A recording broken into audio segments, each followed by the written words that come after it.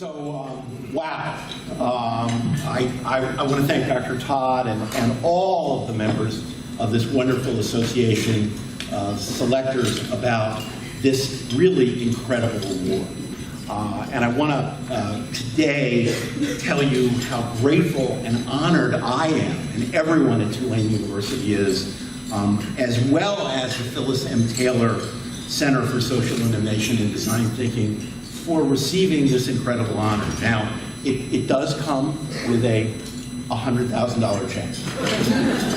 And of course, for those of you who are deans or senior administrators, we understand the value of resources, and we understand how important and critical this is to the institutions. But quite frankly, in this case, it's the honor that comes with this that is so special, I think, for me and the institution, and what it says about this organization and what it says about academic innovation. Let me say a couple things, first of all, that are so special about this.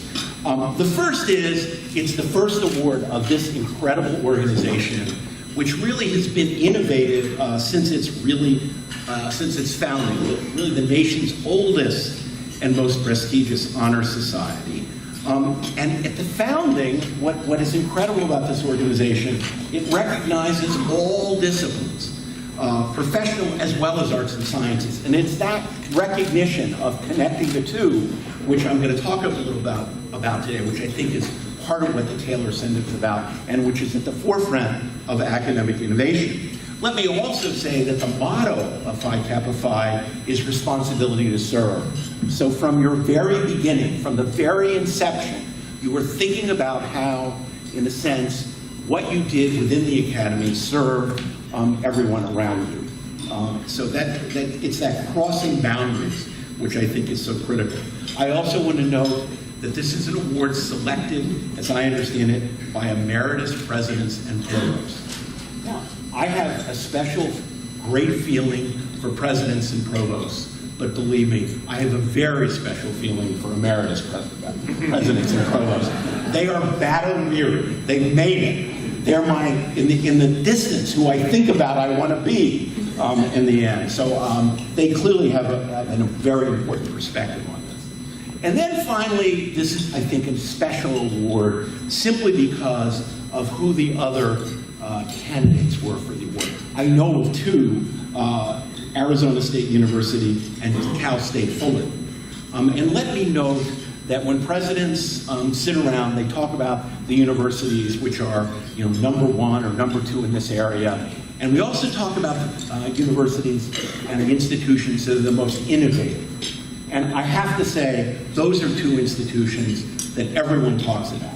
In every way, they've been incredibly innovative. And all the other finalists, let me know, it's an honor to be included as part of them and along with them.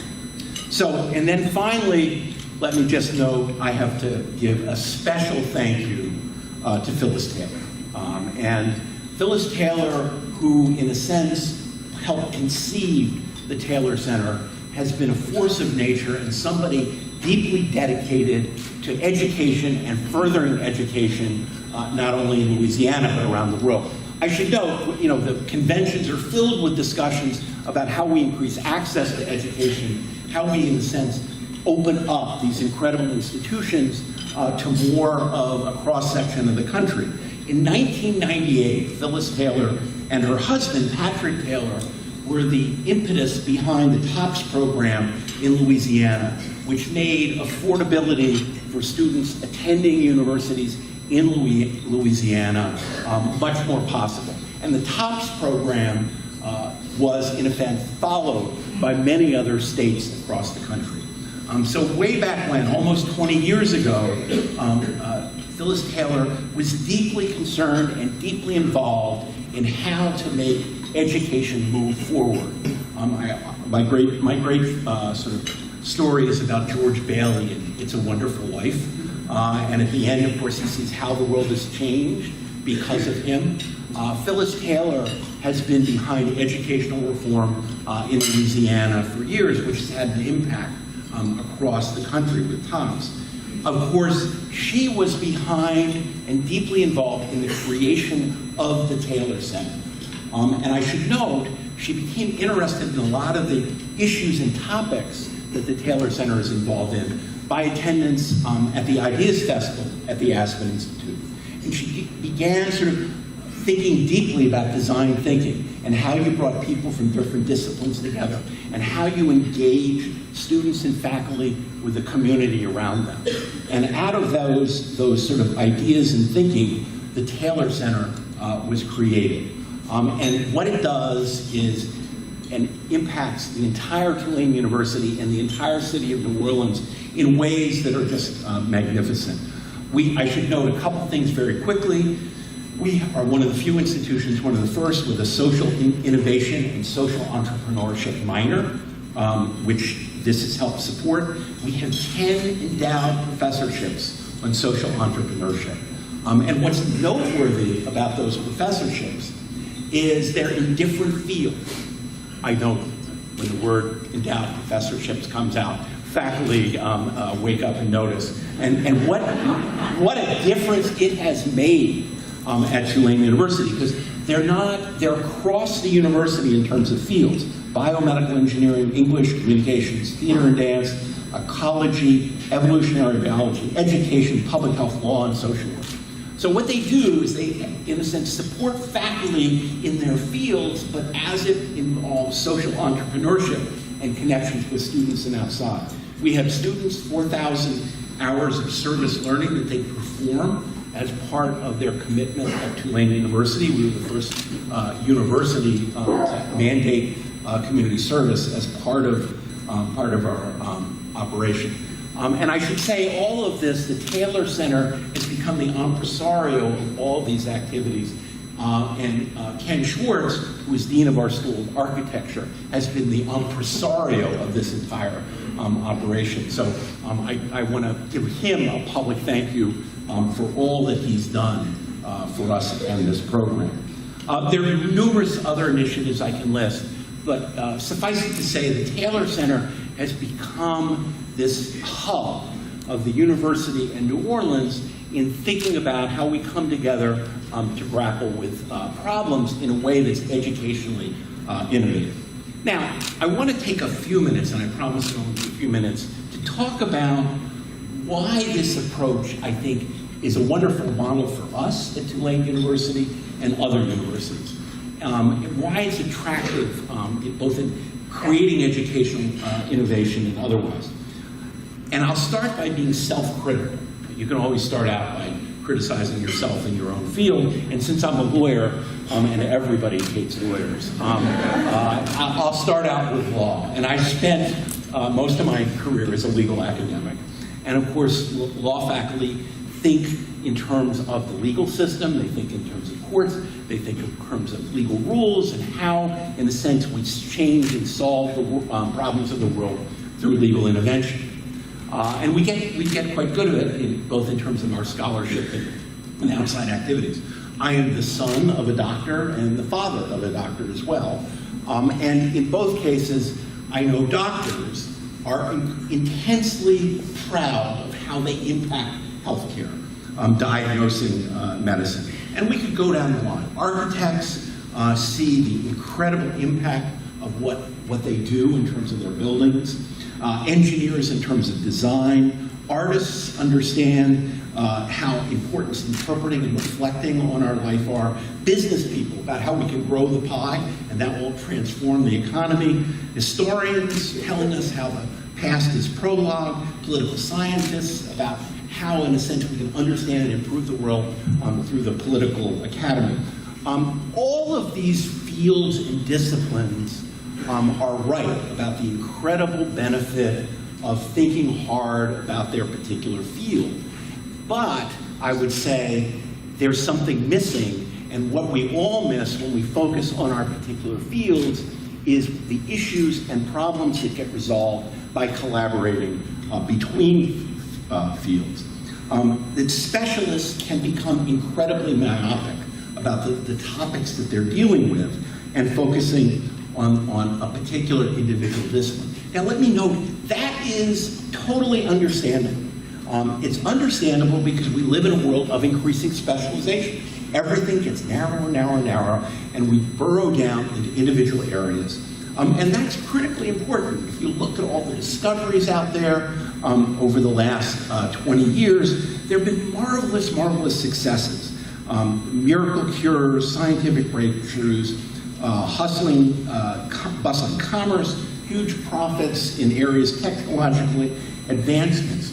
But the point I want to make, and it's a point that you see where their innovation occurring, is that narrowing down, that siloing, getting ever and ever more specialized, misses so much.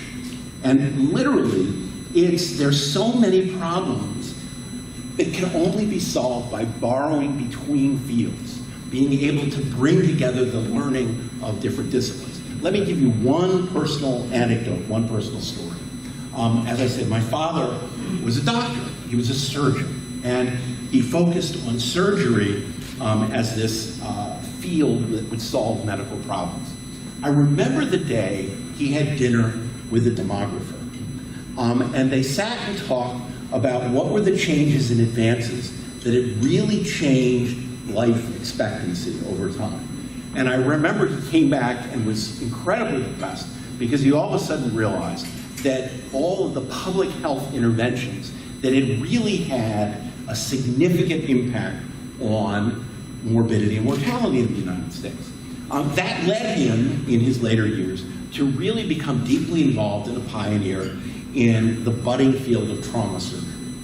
Because it was an area that brought together different disciplines and actually had a much more robust impact on morbidity and mortality.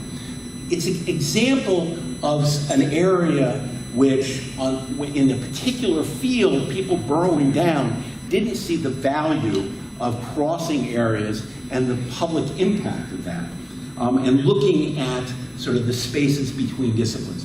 That's the reason I look at Tulane University and I see our strength, our breadth, our successes have come in cross-pollinating across different fields. And that's why sort of the theme of my presidency at Tulane is crossing boundaries and the value that we can get from crossing boundaries. This for us means many things. Of course, the Taylor Center is the poster child for this type of intervention and collaborating across schools. But we're talking about faculty who are jointly appointed across different schools, classes, programs that bring together faculty and students across schools, creating spaces where people from very different fields come together and talk with one another.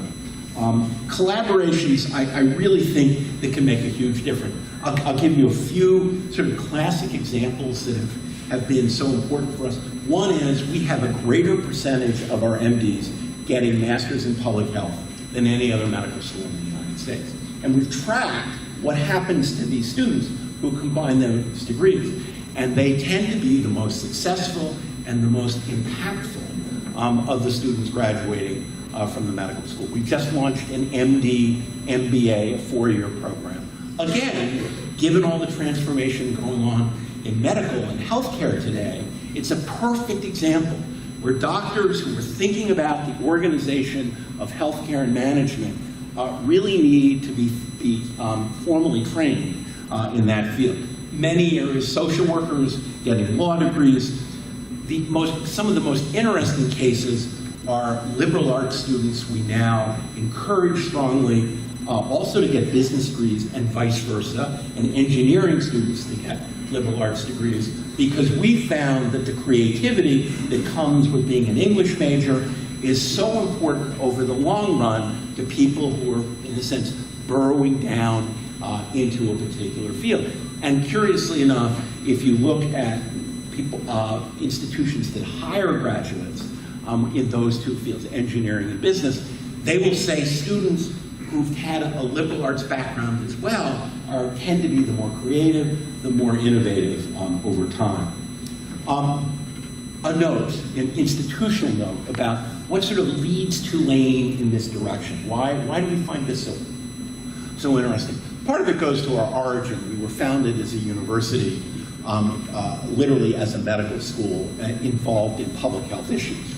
But I have to talk about Katrina, which was a profound event for the identity and sort of the culture of Tulane University. I don't, and many of you obviously know, but let's to just bring back the events of Katrina.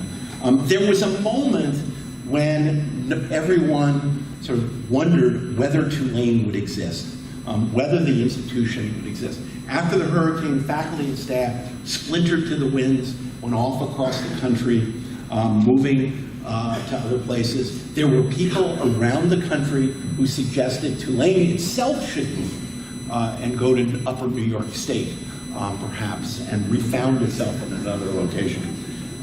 I have to say, anybody who knows anything about Tulane in New Orleans, it would not be Tulane if it were another upper New York State. I apologize to those of you who living in upper New York State. You do know the famous Tennessee Williams line, who says there are 3 cities in the United States. There's New York, San Francisco, and New Orleans, and everywhere else is Cleveland.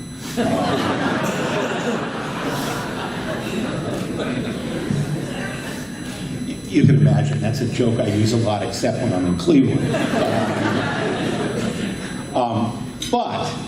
Let me say, after Katrina, everyone came back, and the question was, Tulane had to ask itself, who are we? Where are we going? What does it mean to be an academic institution in the 21st century? And let me note that I'm talking about this as somebody who was not at Tulane then. Somebody who came to this institution, was attracted to the institution, that had come through this event, this moment, and helped deepen and define its academic identity at that point. And what Tulane did is it looked at its roots. It looked what it was good at, what was it strong about, and it came to the conclusion, as I've suggested, that its engagement with the community, its engagement with New Orleans, was critical to its identity, and it needed to be there to help rebuild New Orleans. And that naturally led Tulane to be looking at how it would involve its academic program with the particular community. And the Taylor Center is just, in a sense, magnificently captures that process. Across the university, combining fields, combining disciplines, faculty from different areas, students from different areas, really focusing on real-world problems, which naturally, in a sense, energizes you to pull together different approaches. What that's meant, and it just sort of, is it's led us to pull together so many different parts of the university, and that's, I think, where we see our future as well. We have engineers, psychiatrists, biologists, mathematicians, are all working to understand the brain together. We just created the Tulane Brain Institute, which borrows from the School of Medicine, Science and Engineering, Public Health, Liberal Arts, National Primate Center. What we find is the ability to pull faculty from different fields and different approaches create sparks and new ways of thinking of problems. A couple other examples of New Orleans. We have what was the city center, and it was recently endowed by the Small family. So it's therefore now called the Small City Center. I go through all of that just to let you know that it's literally not small, it's defined as small. But the Small City Center is this outreach of the School of Architecture that Ken takes particular pride in having established and then push this forward, where we work with community-based organizations, understanding their sort of housing needs, their design needs, and the students and faculty, in a sense, work with them on projects. It's a great example of combining theory and practice in real-world problems that educates everybody, the students, the faculty, and provides incredible service for others. We're obviously deeply involved in tutoring in the schools. A wonderful example where we benefited from these type of partnerships. A story about a student who was taking a Socrates class and taught debate in the local public schools. and was floundering. And she finally figured out the way to teach debate was Socratic dialogue. So 2 consequences of this. First, her debate team won the championship. So she was using sort of a pure philosophy course connected with and teaching debate, where she, in a sense, developed a different approach to teaching debate styles. I also should note that she was applying to medical school. And she'd done all the requisite merit badges for applying to medical school. But she wrote about this experience, about how she brought everyone together through this technique.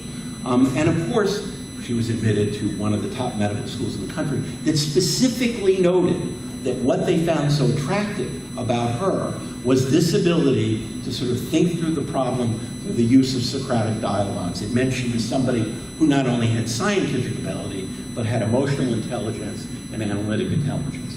I could go on. Let me note that there's another type of collaboration that I would encourage all of us to undertake, and it will be a source of innovation, which is working across universities and schools. I've talked about the fact that we're siloed within our universities, in departments and schools, and universities may be siloed from the community around them, and how important it is to reach out. But I think we also need to be thinking about how we can partner with other universities.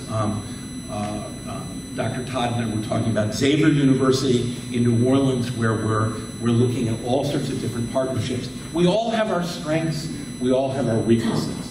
And the ability to come up with relationships with other universities at a moment when everybody's thinking about the cost of education is extremely important. At Tulane, we have a number of partnerships with both LSU and Xavier and other institutions, and that has been incredibly important for us in some of the work we've been doing on Ebola and Zika across the board, where we can partner and really do much more taking the benefit of other schools.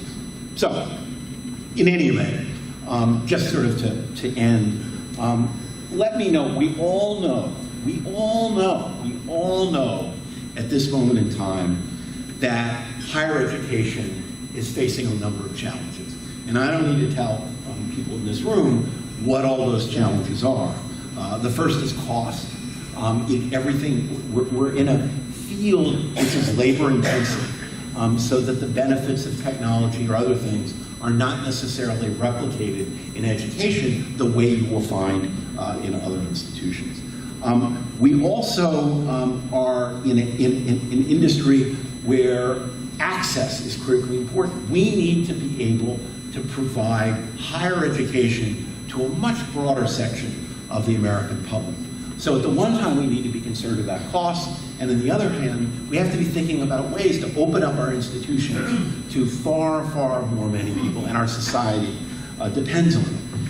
What I've suggested is one of the responses we've seen in higher education is increasing specialization, that we've narrowed and narrowed and narrowed again and again, and we've seen huge benefits of that. But I also want to point out the ability to build bridges between fields, disciplines, to bring people together in formal and informal ways, to get them working on projects, real-world projects, and thinking how they can borrow from different fields. That is another way, and a very important way, we as academic institutions, I think, can innovate.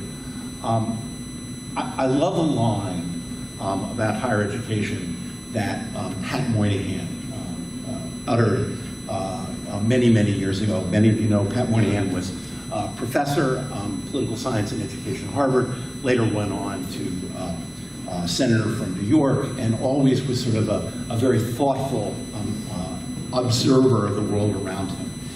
And he was once asked, how do you create a great city?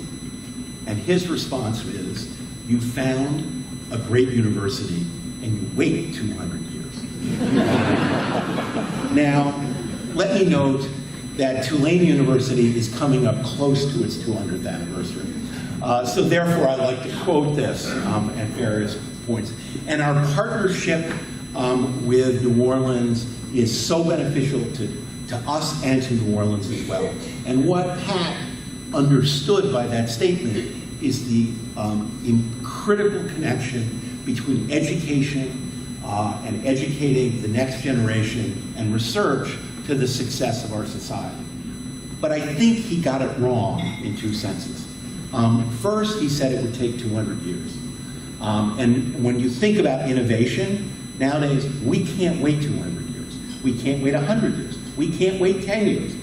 Clearly, institutions need to be thinking about ways to change and innovate that make sense in educating their students as well as furthering their communities. His second mistake was only to talk about cities. Obviously, the way to have a great city is to have a great university, but the way to have a great country is to have a great educational system. And the success of our country historically has been based on the quality of our universities. We are the envy of the world. You go around the world and you understand they value what goes on at the United States is at the top of education. But in order to do that, we have to continue to innovate every single day. We need to be pushing it every single day. It's not only dependent on the quality of the institutions in this room, but it's really going to be critical to the success of our country. And that, let me say, is why this award is so meaningful to us at Tulane University and to everybody who's been involved with the Taylor Center.